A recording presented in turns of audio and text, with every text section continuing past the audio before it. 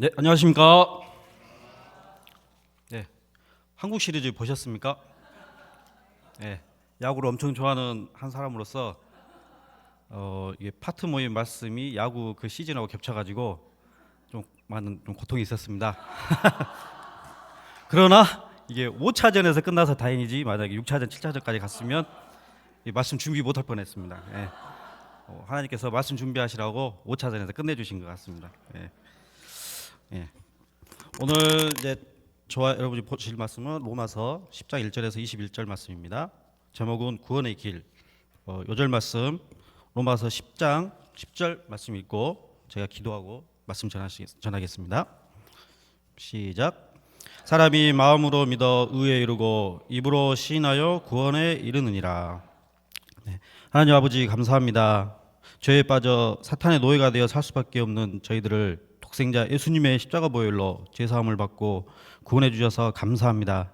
저희가 세상에서 주는 의가 아닌 오직 예수님의 보혈의 의를 따르며 살아가게 도와주시길 기도합니다. 이 시간 파트 모임을 허락해 주셔서 감사합니다. 이 시간 한 말씀 깨닫는 영을 허락해 주시고 은혜 받을 수 있는 시간 되게 도와주십시오. 감사합니다. 예수님 이름으로 기도드렸습니다. 네. 지난 로마서 9장 말씀에서는 하나님의 주권과 국률에 대해 말씀하셨습니다. 하나님은 절대 주권 가운데 구원의 역사를 이루십니다. 그러면 인간의 책임이 없습니까? 아닙니다. 오늘 10장 말씀에서 인간의 책임에 대해 말하고 있습니다. 이것은 믿는 일을 하는 것입니다. 예수를 주로 고백하고 전파해야 합니다. 이 시간 말씀을 통해 구원에 이르는 길을 깨닫고 구원의 은혜 나누길 기도합니다. 네. 첫째로 구원의 길은 예수 그리스도의 복음입니다. 1절에서 4절 말씀입니다. 1절에서 4절은 바울이 동족의 어리석음에 대해 말하고 있습니다. 1절을 다 함께 읽어보시겠습니다. 시작. 형제들아 내 마음에 원하는 바와 하나님께 구하는 바는 이스라엘을 위함이니 곧 그들로 구원을 받게 함이라. 바울은 동족들이 구원을 받기를 간절히 원하고 있었습니다. 자신이 하나님께 끊어져도 그들을 구원할 수 있다면 그렇게 하겠다고 했습니다. 바울은 동족에게 구원의 길을 가르쳐 줍니다. 사실 하나님은 이스라엘을 통해 만민에게 구원의 길을 제시하도록 택하셨습니다. 그런데 그들은 구원의 길을 모르고 있었습니다. 왜 그렇습니까? 하나님이 주시는 올바른 지식을 따르지 않았기 때문입니다. 그들은 하나님께 열심이었습니다. 지금도 마찬가지입니다. 안식일에 일을 하지 않습니다. 일주일에 2번 금식하고 12절을 지킵니다. 외출하고 돌아오면 손을 씻습니다. 약 613개나 되는 율법 조항을 지키며 살아가고 있습니다. 이런 열심은 참으로 훌륭합니다. 그러나 올바른 지식에 열심이 있어야 합니다. 그들은 올바른 지식에 열심이 아니었습니다. 성경의 주인공 예수님을 알고 그분께 열심이어야 했습니다. 시편 40장 7절 말씀에서는 그때 내가 말하기를 내가 왔나이다. 나를 가르쳐 기록한 것이 두루마리 책에 있나이다. 예수님을 알고 그분께 열심이어야 영생을 얻습니다. 요한복음 17장 3절 말씀입니다. 영생은 곧 유일하신 참 하나님과 그가 보내신 자의 예수 그리스도를 아는 것입니다. 그런데 유대인은 예수를 배제하고 율법에만 열심이었습니다. 하나님의 의를 모르고 율법의 의, 자기의 의를 쌓고자 하였습니다. 이는 참으로 어리석은 것입니다. 율법은 죄를 죄되게, 죄를 깨닫게 하기 위해 주신 것입니다. 우리는 세상을 살아가면서 율법을 다 지키며 살아갈 수 없습니다. 어떻게 그런 율법을 지키며 살아갈 수 있겠습니까? 율법은 내가 율법을 지킬 수 없는 죄인이고 자기의가 없다는 것을 알도록 주신 것입니다. 그리고 하나님의 의를 붙들 수 있도록 하는 것입니다. 그러나 그들은 하나님의 의에 복종하지 않았습니다. 자기의 의를 세우고자 하였습니다. 새벽기도, 소감, 금요기도, 금식기도 많은 헌금했으니 나는 의인이다 라고 주장합니다. 그렇지 않는 자는 죄인 취급합니다. 누가복음 18장에는 바리새인과 세리가 기도하는 모습이 나옵니다. 바리새인은 나는 토색, 불의, 간음을 하지 않고 일주일에 2번 금식하고 11절 내니 축복하소서라고 했습니다. 반면 세리는 감히 하늘을 쳐다보지 못하고 다만 가슴을 치며 나는 죄인이소이다 불쌍히 여기소서 했습니다. 그러자 하나님께서는 뭐라 응답하셨습니까? 세리가 의인이라고 했습니다. 이는 무슨 말씀입니까? 행위 중심의 의는 하나님이 인정하지 않는다는 말입니다. 교만한 의는 하나님이 물리치십니다. 오직 하나님의 제사함의 의를 붙을 때 그를 의롭다 하십니다. 겸손히 하나님의 의를 붙을 때 그를 영접하십니다. 한 나무꾼이 있었습니다. 그는 늘 나무를 하러 다니면서 매일 같이 보는 큰 바위가 있었습니다. 그 바위를 볼 때마다 그는 바위처럼 의젓하고 인자한 사람이 되었으면 하고 소원을 가졌습니다. 어느 날 나무꾼은 자기 친구에게 그 소원을 이야기하면서 함께 산에 올라갔습니다. 그런데 친구가 보니 듬직한 바위와 나무꾼의 인자한 얼굴이 서로 닮았다고 했습니다. 바위를 볼 때마다 간절한 마음으로 바라고 소원했기에 그 사람의 얼굴과 바위의 모습이 비슷해졌다는 이야기입니다. 이와 같이 의에 대해서 줄이고 목마른 자같이 늘 간구하면 의로워진다는 이야기입니다. 우리는 모든 죄와 허물을 지시고 십자가에 못 박혀 죽으시고 부활하신 예수님을 바라보고 소원하며 살아가야 합니다. 물은 언제나 가장 낮은 자리로 흘러가 가득 채웁니다. 마찬가지로 하나님은 우리가 자신을 낮추고 비우는 모습을 발견하는 순간 그분의 영광과 능력이 우리에게 가득 흘러들어 한껏 높임과 축복을 받게 하십니다. 예수님을 주님으로 영접한 우리의 관심사는 예수님을 닮아가는 제자의 삶이어야 합니다. 자기 자신을 겸손히 낮추고 오롯이 하나님의 말씀에 순종하는 신앙이 되어야 합니다. 이것이 바로 우리를 향한 하나님의 가장 큰 뜻입니다. 오직 하나님만이 모든 사랑과 은혜의 구원이기에 우리의 믿음과 넘치는 축복 역시 하나님 안에서 찾아야만 합니다.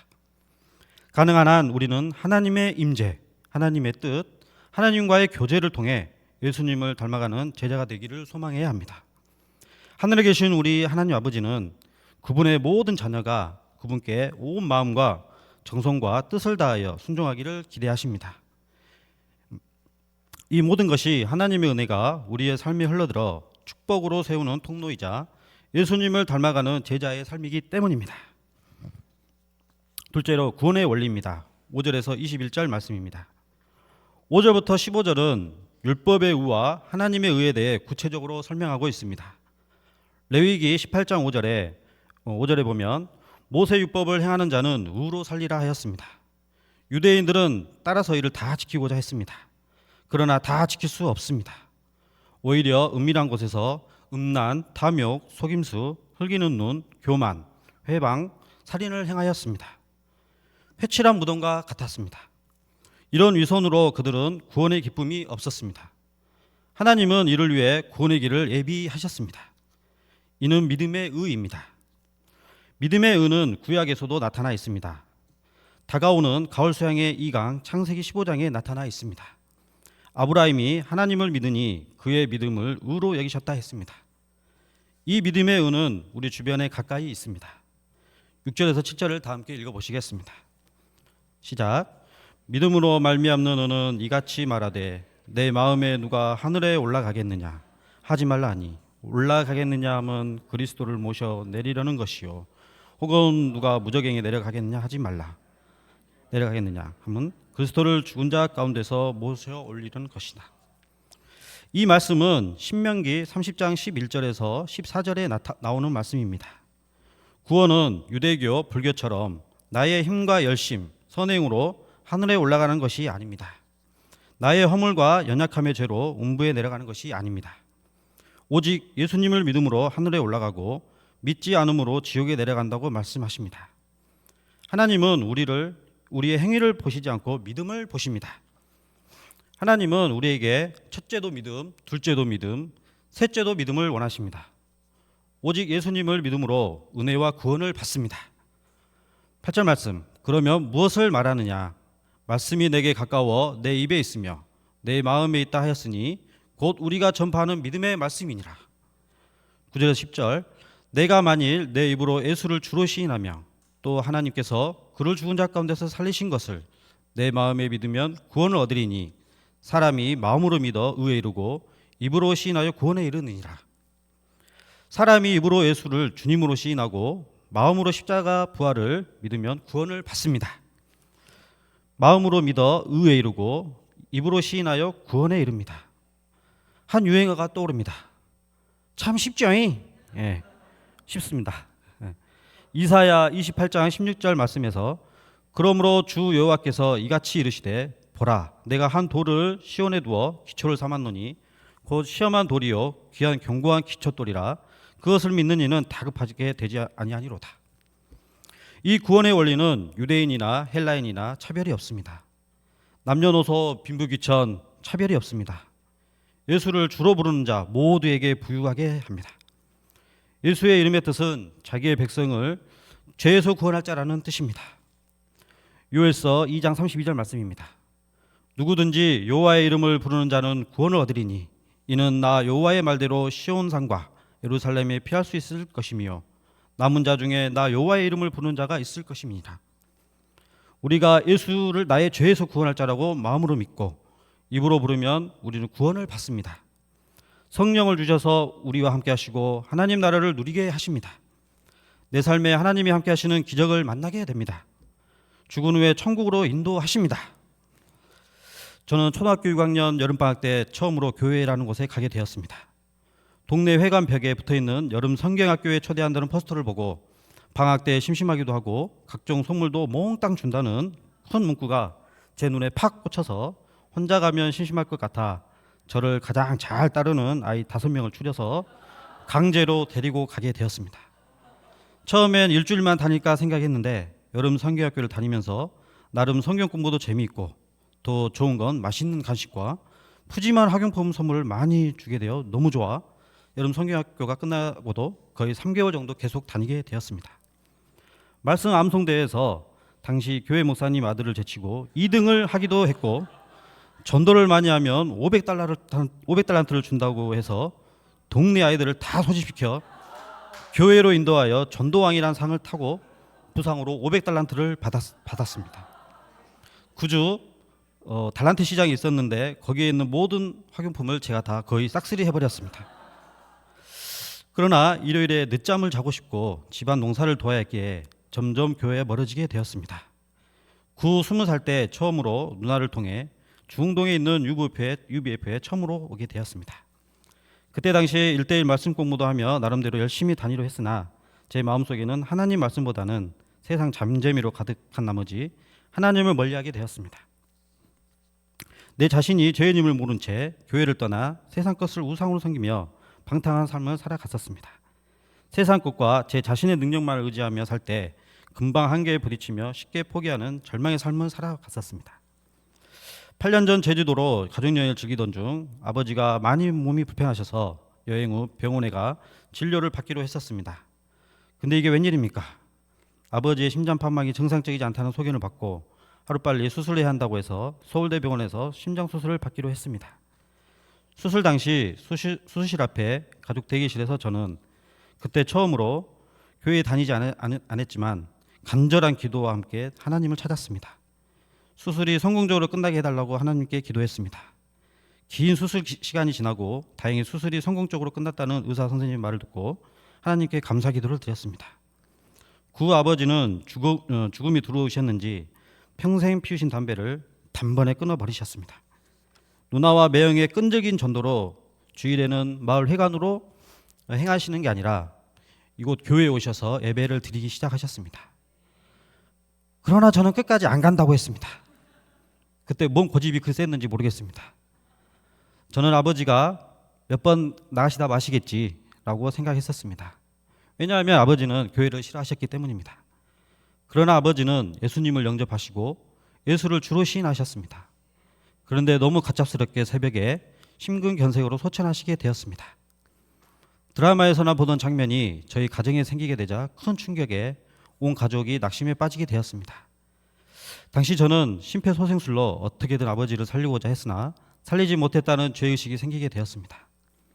하루하루 사망 권세에 시달리며 고통 속에서 살아가고 있었습니다. 그러나 이런 저에게도 하나님의 일방적인 사랑으로 20년 만에 저를 찾아주셨습니다.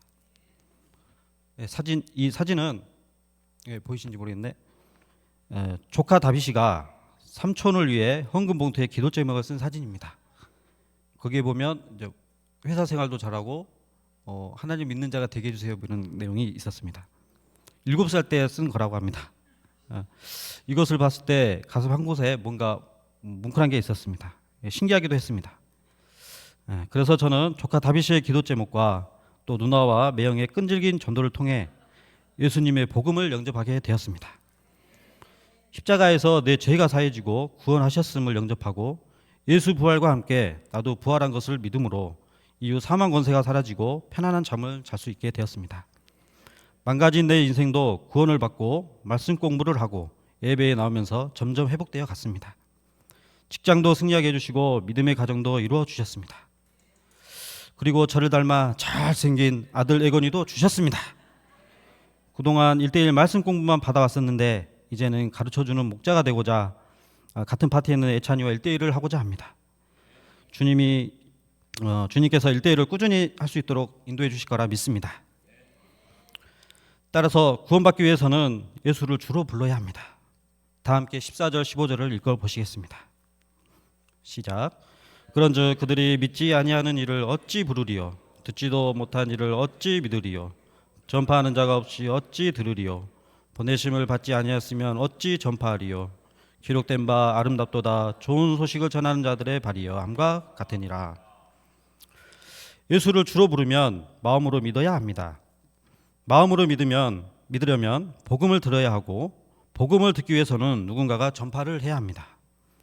누군가 전파하기 위해서는 보냄을 받아야 합니다.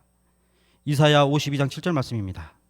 좋은 소식을 전하며 평화를 공포하며 복된 좋은 소식을 가져오며 구원을 공포하며 시온을 향하여 이르기를 내 하나님이 통치하신다 하는 자의 산을 넘는 발이 어찌 그리 아름다운가. 이처럼 전도의 발이 아름다운 발입니다.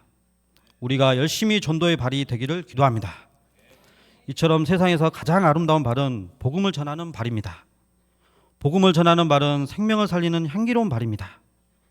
우리 목자님들이 캠퍼스에 올라가셔서 복음을 전하는 발은 향기로운 발입니다. 열심히 전도하다 보면 발에 땀이나 양말에 냄새가 날 수 있습니다. 그러나 이보다 아름다운 발은 없습니다. 복음을 전할 때 당장 눈에 보이지 않을 수 있습니다. 전도지를 주면 받긴 하지만 곧장 땅바닥에 버리는 모습을 볼 때 믿는 자가 눈에 보이지 않을 수 있습니다. 그러나 씨는 계속 뿌려야 합니다. 말씀을 가르쳐야 합니다. 저는 농부의 아들로서 깨닫는 게 있습니다. 씨를 뿌리면 언젠가는 수확한다는 것입니다. 깨씨를 심을 때 부모님 도와준 적이 있는데 쪼그리 앉아서 조그맣게 깨씨를 심는데 이게 과연 날까 의구심이 들었는데 한 두세 달 지나면 사람 키만큼 자라서 깨가 많이 열리는 걸 보게 됩니다. 시편 126편 5절 말씀입니다. 눈물을 흘리며 씨를 뿌리는 자는 기쁨으로 거두리로다. 눈물을 흘리며 씨를 뿌리러 나가는 자는 기쁨으로 단을 거두게 됩니다. 따라서 사도 바울은 디모데에게 말씀을 전파하라 하였습니다. 디모데후서 4장 2절 너는 말씀을 전파하라. 때를 얻든지 못 얻든지 항상 힘쓰라. 범사에 오래 참음과 가르침으로 경책하며 경계하며 권하라. 예수님께서도 승천하시며 말씀을 전파하라고 명하셨습니다. 우리가 때를 얻든지 못 얻든지 말씀을 전파하기를 기도합니다. 뿌리는 것은 어렵지만 정차 기쁨으로 단을 거둘 것을 믿습니다. 6절에서 22절 말씀을 보겠습니다. 그러나 그들이 다 복음을 순종하지 아니하였도다. 이사야가 이르되 주여 우리가 전한 것을 누가 믿었나이까 하였으니 그러므로 믿음은 들으면서 나며 들음은 그리스도의 말씀으로 말미암았느니라. 그러나 내가 말하노니 그들이 듣지 아니하였느냐. 그렇지 아니하니 그 소리가 온 땅에 퍼졌고 그 말씀이 땅끝까지 이르렀도다 하였느니라. 그러나 내가 말하노니 이스라엘이 알지 못하였느냐. 먼저 모세가 이르되 내가 백성이 아닌 자로서 너희를 시기하게 하며 미련한 백성으로서 너희를 노엽게 하리라 하였고 이사야는 매우 담대하여 내가 나를 찾지 아니한 자들에게 찾은 바 되고 내게 묻지 아니한 자들에게 나타났더라 말하였고 이스라엘에 대하여 이르되 순종하지 아니하고 거슬러 말하는 백성에게 내가 종이 내 손을 벌려놓으라 하였느니라. 그러나 유대인들은 복음을 듣고 순종하지 아니하였습니다. 이사야 53장 1절 말씀입니다. 주여 우리가 전한 것을 누가 믿었느냐 말씀과 같습니다. 믿음은 들음에서 나고 들음은 그리스도의 말씀에서 말미암습니다. 그렇다고 유대인이 복음을 듣지 않는 것은 아닙니다. 하나님은 복음을 계속해서 말씀하고 계십니다. 시편 19전 4절처럼 그 소리가 온 땅에 퍼졌고 그 말씀이 땅끝까지 이르렀도다. 이스라엘은 알지 못했다고 주장하지만 모세가 이미 말했습니다. 신명기 32장 21절 내가 백성 아닌 자로서 너희를 시기하게 하며 미련한 백성으로서 너희를 노엽게 하리라. 이사야 65장 1절 내가 나를 찾지 아니한 자들에게 찾은 바 되고 내게 묻지 아니한 자들에게 나타났노라 라고 했습니다. 이사야 65장 2절 순종하지 아니하고 거슬러 말하는 백성에게 내가 종일 내 손을 벌렸노라 라고 했습니다. 여러분 잘 들어보십시오. 복음은 지금도 우리 주변에서 들리고 있습니다. 우리가 이를 듣고 마음으로 믿으며 입으로 시인하여 구원에 이르기를 기도합니다. 예, 요절 말씀 읽고 기도하고 마치겠습니다. 요절 말씀 10장 10절 시작. 사람이 마음으로 믿어 의에 이르고 입으로 시인하여 구원에 이르느니라. 네, 하나님 아버지 감사합니다. 말씀을 통해 진정한 구원의 길이 무엇인지 가르쳐 주셔서 감사합니다. 저희가 항상 자신을 겸손히 낮추고 오롯이 하나님의 말씀에 순종하는 신앙이 될 수 있도록 도와주십시오. 복음을 듣고 마음으로 믿어 입으로 시인하여 믿지 않는 자들에게 또 캠퍼스 영혼들에게 복음을 전하는 사명을 잘 감당케 도와주십시오. 다가오는 말씀 축제인 가을 수양회를 축복하여 주시고 은혜로운 말씀과 여러 프로그램을 잘 준비하게 하여 하나님께 영광 드리는 가을 수양회가 되게 함께해 주시길 간절히 기도드립니다. 예수님 이름으로 기도드렸습니다.